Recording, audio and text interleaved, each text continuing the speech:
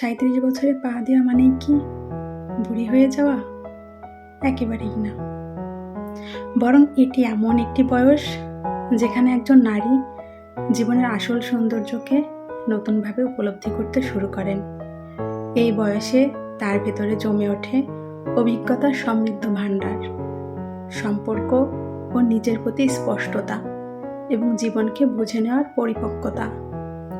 যৌবনের উচ্ছ্বাস হয়তো কিছুটা স্তিমিত হয়, কিন্তু তার জায়গা নেয় আত্মবিশ্বাসের দীপ্তি।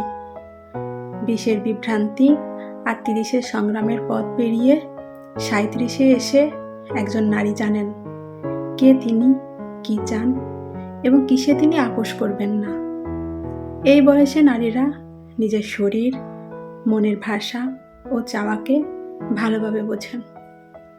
তাই 37 কোনো সীমা নয়, বরং এক নতুন শুরু, যেখানে তুমি হয়ে বাঁচো, কারো মাপে নয়।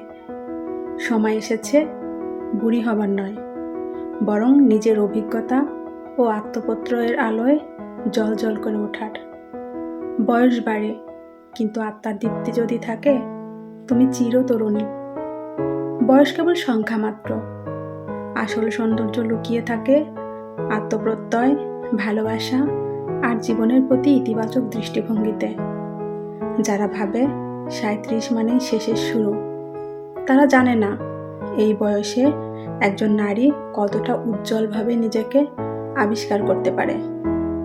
তাই গর্ব করে বলো, হ্যাঁ, আমি 37, আর এখনো পুরো জগৎ জয় করার বাকি।